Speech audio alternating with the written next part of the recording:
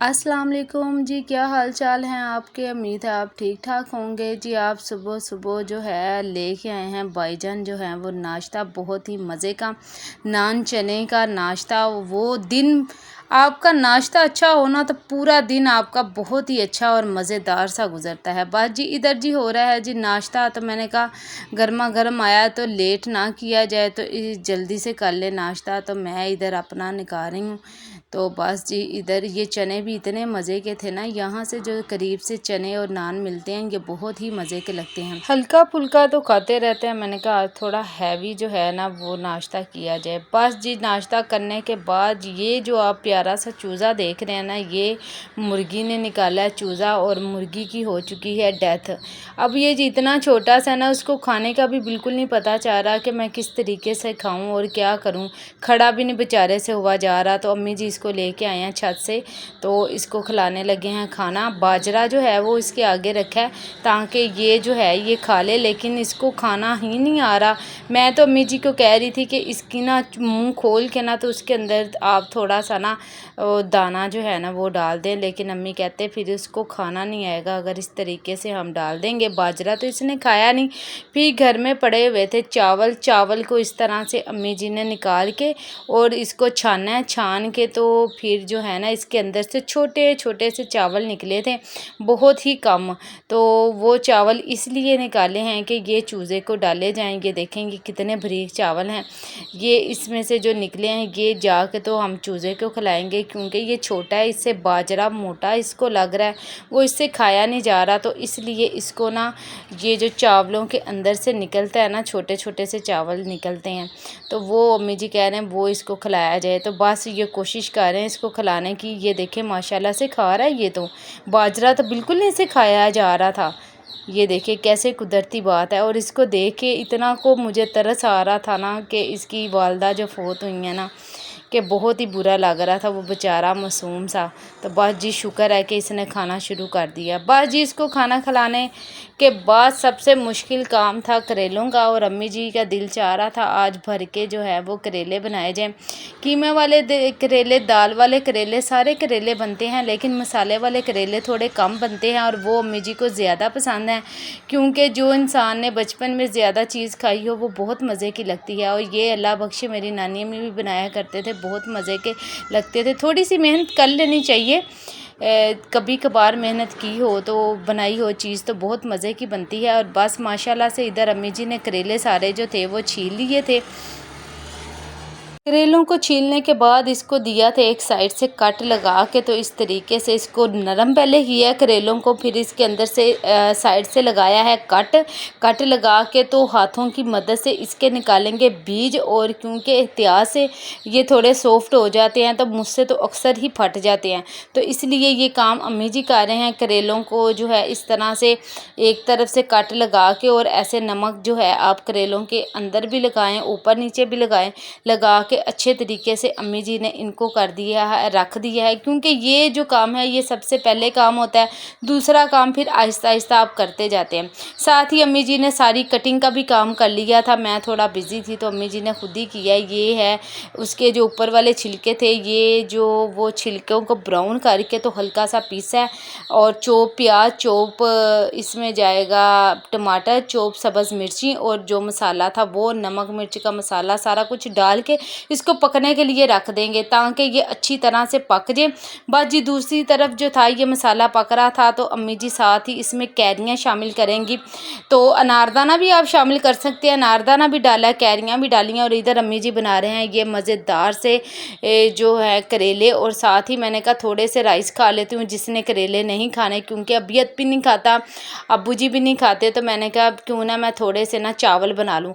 तो मटर थोड़े से मैंने फ्रिज से निकाले, और निकाल के तो मैंने कहा ये जल्दी से साथ चावल बना लेती हूँ। उसके लिए जो है देचके में सबसे पहले मैंने डाला कुकिंग ऑयल, और डाल के तो मैंने चावल स्टार्ट कर दिए। साथ ही जो थे करेले मैंने धो के रखे, मैंने कहा साथ साथ जो है ना वो काम करते जाएं। और ये जो सब्ज़ मिर्ची आपको लग रही है ना, ये दरअसल अम्मी जी मिर्ची जो लेके आए थे ना, ये लेके आए थे अचार गोश्त के लिए। तो मैंने कहा ये वाली मिर्ची ना थोड़ी ना करेलों में भी इस्तेमाल की जाए, यानी कि उसमें फ्राई करते वक्त दम में रखे ना तो बहुत मज़े की लगती है।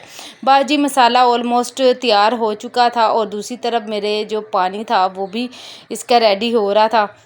जो मैंने आलू मटर वाले चावल बना रही थी, बाजी खाना हो चुका था लेट, वो इसलिए कि काम थोड़ा ज़्यादा था तो आहिस्ता आहिस्ता फिर गैस भी आपको पता चली जाती है तो फिर उस हिसाब से काम करना पड़ता है।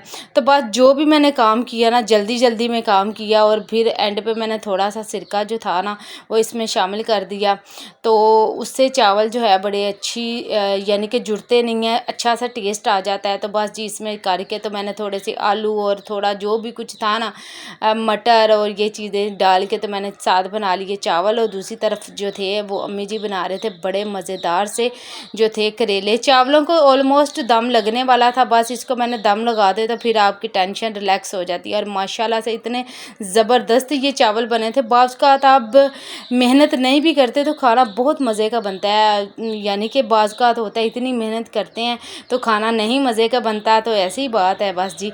और माशाल्लाह से ये चावल इतने मज़े के बने थे ना, बहुत मज़े के। और कैसे ये लंबे लंबे से चावल बने हैं।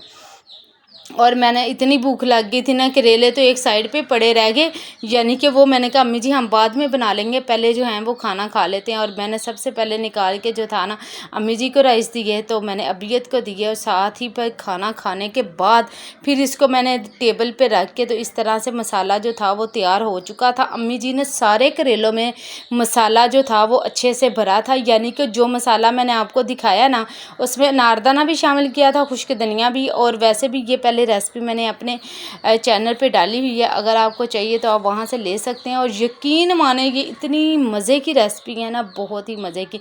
बस ये एक एक करके अम्मी जी ने सारे करेलों में जो था ना वो मसाला भर लिया था। मसाला भरने के बाद थोड़ा इंसान को सुकून होता है कि ये काम जो शुरू किया ना ये बस ख़त्म होने वाला है।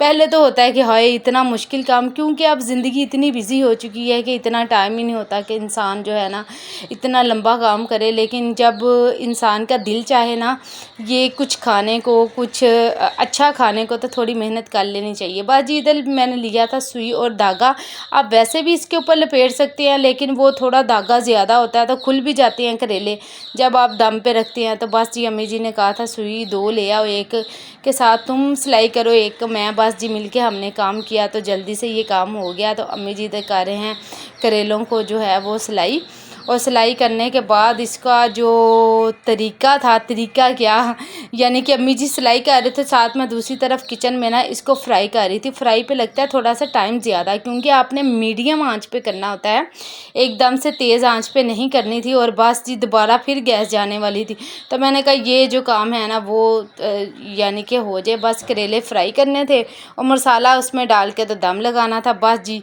बस इतना सा काम नहीं, बहुत लंबा प्रोसीजर था। और ये जो मिर्ची थी ना ये तो बहुत मज़े की लग रही थी और ये बाकी मज़े की थी। करेले फ्राई करने के बाद हल्का सा उसका जो प्याज था वो बाहर आपको पता निकल ही आता है, तो जो है ये थोड़ा सा निकल आया था। तो इस तरह से अम्मी जी ने इसको स्टेन कर लिया था। स्टेन करके तो उसके बाद जो मसाला था ना बाकी का वो पहले सबसे घी में शामिल किया है, इसको अच्छी तरह से की है। इसकी बुनाई करने के बाद फिर आपने इसका दूसरा प्रोसीजर तैयार करना है, यानी कि जिस तरीके से भी करना है, क्योंकि जो करेलों में मसाला भरा था वो अम्मी जी ने पहले फ्राई करके फिर करेलों में भरा था। बाद जी ये सब्ज़ मिर्ची भी ऊपर से अम्मी जी ने डाल दी और इसकी आंच कर दी बिल्कुल दम वाली आंच करने के बाद फिर अम्मी जी ने ये देखे खूब अच्छे से मसाले की बुनाई की थी। मसाले की बुनाई करने के बाद फिर इसमें शामिल करेंगे जी ये जो करेले फ्राई हुए थे, और माशाल्लाह से इतने ज़बरदस्त ये करेले फ्राई हुए थे। ये हमने थोड़े ज़्यादा बनाए थे क्योंकि हमने अपने हमसायों की तरफ भी देने थे, और इस वजह से बस जी ये करेले फ्राई करते वक्त मैंने कहा थोड़ी सी ग्रीन टी पी जाए। और ये जो ग्रीन टी थी ये मैंने भाई से मंगाई थी और वो गलती से ले आए थे नीम वाली ग्रीन टी, और ये जब मेरी छोटी सिस्टर ने पी तो उसको बिल्कुल नहीं सूट हुई। तो मैंने ये तजर्बा नहीं किया, मैंने कहा मैंने बिल्कुल नहीं पीनी क्योंकि ये बहुत गर्म होती है और ये सूट किसी किसी को करती है, हर एक को नहीं करती। और कल के व्लॉग में आपने देखा था कि जो मैंने चिकन जो था वो मैरिनेट करके रखा था, तो मैंने कहा साथ इसको जो है वो मैं फ्राई कर लूँ।